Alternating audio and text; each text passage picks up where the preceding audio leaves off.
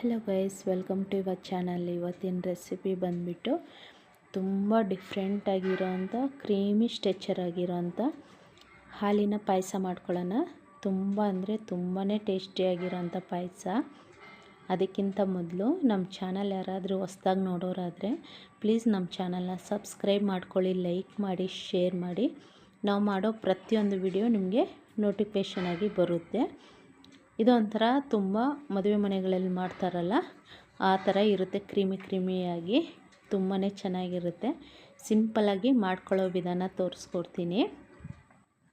ಅದಕ್ಕಿಂತ ಮೊದಲು ಒಂದು ಕಡಾಯಿ ತಗೊಂಡು ನಾವು ಅದರಲ್ಲಿ ಒಂದು 4ರಿಂದ 5 ಟೀ ಸ್ಪೂನಷ್ಟು ತುಪ್ಪ ಹಾಕ್ಕೋಬೇಕು. ತುಪ್ಪ ಸ್ವಲ್ಪ ಜಾಸ್ತಿನೇ ಆ್ಯಡ್ ಮಾಡಿದ್ದೀನಿ. ತುಪ್ಪ ಜಾಸ್ತಿ ತಿನ್ನೋರಾದರೆ ಹಾಕ್ಕೊಳ್ಳಿ, ಇಲ್ಲಾಂದರೆ ಸ್ವಲ್ಪ 1 ಟೀ ಸ್ಪೂನ್ 2 ಟೀ ಸ್ಪೂನ್ ಹಾಕ್ಕೊಂಡ್ರೂ ಸಾಕು. ನಾನು ಅದಕ್ಕೆ ದ್ರಾಕ್ಷಿ, ಗೋಡಂಬಿ, ಬಾದಾಮಿ, ಅದಕ್ಕೆ ಚಿಯಾ ಸೀಡ್ಸ್ ಸ್ವಲ್ಪ ಹಾಕಿದ್ದೀನಿ.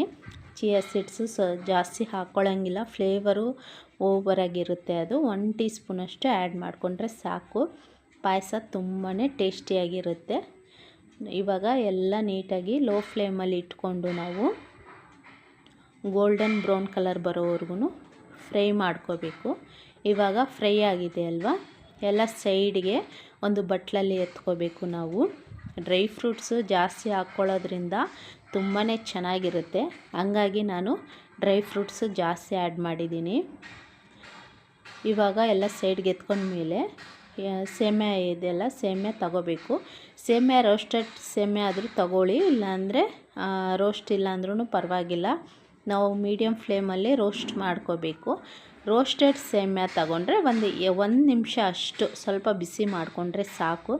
ಕಂಪಲ್ಸರಿ ಬಿಸಿ ಮಾಡಲೇಬೇಕು, ಯಾಕಂದರೆ ರೋಸ್ಟ್ ಆಗಿದೆ ಅಂತ ನಾವು ಹಾಗೆ ಪಾಯಸಕ್ಕೆ ಹಾಕೋದ್ರಿಂದ ಒಂಥರ ಗಂಜಿ ಥರ ಆಗಿಬಿಡುತ್ತೆ. ನಾವು ರೋಸ್ಟ್ ಮಾಡಿದ್ರೇ ಚೆನ್ನಾಗಿರುತ್ತೆ. ಇವಾಗ ಗೋಲ್ಡನ್ ಬ್ರೌನ್ ಕಲರ್ ಬಂದಿದೆ ಅಲ್ವಾ, ಇವಾಗೆಲ್ಲ ಒಂದು ಸಪ್ರೇಟಾಗಿ ಒಂದು ಪ್ಲೇಟಲ್ಲಿ ತಗೊಂಡು ನಾನು 1 ಲೀಟ್ರ್ ಮಿಲ್ಕ್ ತಗೊಂಡಿದ್ದೀನಿ. ತುಂಬ ಗಟ್ಟಿ ಮಿಲ್ಕ್, ಕ್ರೀಮಿಯಾಗಿರೋಂಥ ಮಿಲ್ಕು. ಇದಕ್ಕೆ ನೀರು ನಾನು ಜಾಸ್ತಿ ಆ್ಯಡ್ ಮಾಡ್ತಾಯಿಲ್ಲ, ಹಂಗಾಗಿ ಒಂಥರ ನೀರು ಹಾಕಿದ್ರೆ ಅಷ್ಟು ರುಚಿಯಾಗಿರೋದಿಲ್ಲ ಪಾಯಸ. ನಾವು ಫಂಕ್ಷನ್ಗಳಲ್ಲಿ, ಮದುವೆ ಫಂಕ್ಷನ್ಗಳಲ್ಲೆಲ್ಲ ತಿಂತೀವಲ್ಲ, ಅಲ್ಲಿ ತುಂಬ ಕ್ರೀಮಿಯಾಗಿ ತುಂಬ ಚೆನ್ನಾಗಿರುತ್ತೆ. ನಾವು ಮನೇಲಿ ಆ ಥರ ಮಾಡ್ಕೋಬೇಕಂತಂದರೆ ನಾವು ಕೆಲವೊಂದು ಟಿಪ್ಸ್ ಇದ್ದಾವೆ, ಅವು ಫಾಲೋ ಮಾಡಿದ್ರೆ ನಾವು ಸೇಮ್ ಟೇಸ್ಟಾಗಿ ಮಾಡ್ಕೋಬೋದು ಮನೆಯಲ್ಲೇ.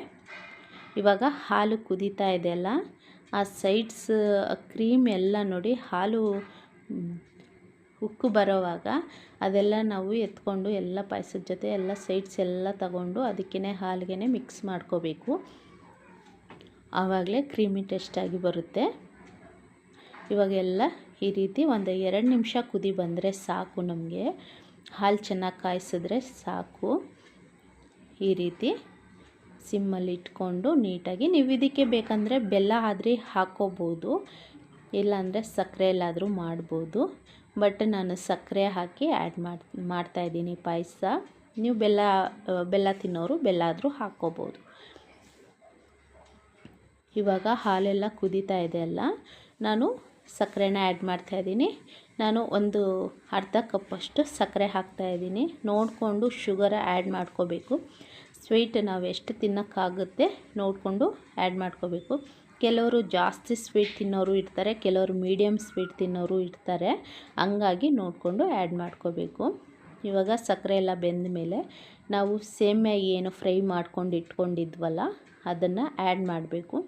ಸೇಮ್ಯಾ ಹಾಕ್ಕೊಂಡ್ಮೇಲೆ ನಾವು ಜಾಸ್ತಿ ಬೇಯಿಸ್ಕೋಬೇಕಂತ ಏನಿಲ್ಲ, 1-2 ನಿಮಿಷ ಅಷ್ಟು ಒಂದು ಕುದಿ ಬಂದ್ರೂ ಸಾಕು. ಇವಾಗ ಇದಕ್ಕೆ ನಾನು ಸಪ್ರೇಟಾಗಿ ಒಂದು ಇಂಗ್ರೀಡಿಯೆಂಟ್ಸ್ ಮಾಡಿದ್ದೀನಿ. ಏನಪ್ಪ ಅಂತಂದರೆ ಒಂದು ಪೌಡ್ರ್ ಥರ ಮಾಡಿದ್ದೀನಿ. ಒಂಥರ ಡಿಫ್ರೆಂಟಾಗಿ ನಮಗೆ ಗಟ್ಟಿ ಬರಬೇಕು ಅಂತಂದರೆ ನಾವು ಇದಕ್ಕೇ ಪೌಡ್ರ್ ಒಂದು ಮಾಡಿ ಇಟ್ಕೊಂಡಿದ್ದೀವಲ್ಲ ಅದು ತೋರಿಸ್ಕೊಡ್ತೀನಿ. ಇವಾಗ ಒಂದು ಚಿಕ್ಕದು ಒಂದು ಮಿಕ್ಸಿ ಜಾರ್ ತಗೊಂಡು ಅದಕ್ಕೆ ಒಂದು 4 ಗೋಡಂಬಿ, 4 ಬಾದಾಮಿ, ಒಂದು 3 ಏಲಕ್ಕಿ, 1 ಟೀ ಸ್ಪೂನಷ್ಟು ಸಕ್ಕರೆ ಹಾಕಿಬಿಟ್ಟು ನೀಟಾಗಿ ಬ್ಲೆಂಡ್ ಮಾಡ್ಕೋಬೇಕು. ಪೌಡ್ರ್ ಥರ ಮಾಡಿಕೊಂಡು ಆ ಪೌಡ್ರನ್ನ ಈ ರೀತಿ ಆ್ಯಡ್ ಮಾಡಿಕೊಂಡ್ರೆ ಟೇಸ್ಟು ಚೆನ್ನಾಗಿರುತ್ತೆ. ಇನ್ನೊಂದು ಫ್ಲೇವರು ತುಂಬ ಚೆನ್ನಾಗಿರುತ್ತೆ. ಬೇಕಂತಂದರೆ ನೀವು ಒಂದು 1/4 ಟೀ ಸ್ಪೂನಷ್ಟು ಗಸಗಸೆನೂ ಆ್ಯಡ್ ಮಾಡ್ಕೊಂಡು ಪೌಡ್ರ್ ಮಾಡ್ಕೊಳ್ಳೋವಾಗ ಒಂದು 1/4 ಟೀ ಸ್ಪೂನಷ್ಟು ಗಸಗಸೆನ ಹಾಕ್ಕೋಬೋದು. ಆ ಪೌಡ್ರ್ ಹಾಕ್ಕೊಂಡ್ಮೇಲೆ ನೋಡಿ ಎಷ್ಟು ಚೆನ್ನಾಗಿದೆ ಅಂತ. ಇವಾಗ ನೀಟಾಗೆಲ್ಲ ಮಿಕ್ಸ್ ಮಾಡಿಕೊಂಡು 1 ನಿಮಿಷ ಅಷ್ಟು ಒಂದು ಕುದಿ ಬಂದರೆ ಸಾಕು. ಫ್ಲೇವರು ಮಾತ್ರ ತುಂಬ ಚೆನ್ನಾಗಿರುತ್ತೆ ನೋಡಿ. ಇವಾಗ ಫ್ರೈ ಆಗಿದೆ, ತುಂಬ ಬೆಂದಿದೆ ಅಲ್ವಾ.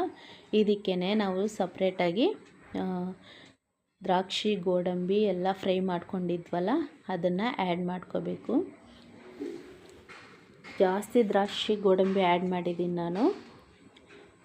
ಹಾಗಾಗಿ ನಾನು ಇನ್ನೊಂದು ಸಪ್ರೇಟಾಗಿ ಒಂದು ಇಂಗ್ರೀಡಿಯೆಂಟ್ ಹೇಳಿದ್ನಲ್ಲ, ಖರ್ಜೂರ ಹಾಕ್ತಾಯಿದ್ದೀನಿ. ಒಂದು ಸಲ ಗೈಸ್ ನೀವು ಟ್ರೈ ಮಾಡಿ ನೋಡಿ. ಖರ್ಜೂರ ಹಾಕೊಳ್ಳೋದ್ರಿಂದ ತುಂಬ ಅಂದರೆ ತುಂಬ ಚೆನ್ನಾಗಿರುತ್ತೆ. ಒಂದು ಡಿಫ್ರೆಂಟಾಗಿ ನಾವು ತಿನ್ನಬೇಕಾದ್ರೆ ಖರ್ಜೂರ ತುಂಬಾ ಚೆನ್ನಾಗಿರುತ್ತೆ. ಒಂದು ಸಲ ಆದರೂ ಟ್ರೈ ಮಾಡಿ ನೋಡಿ. ಐ ಹೋಪ್ ಈ ವಿಡಿಯೋ ನಿಮ್ಗೆ ಇಷ್ಟ ಆಯ್ತಾ.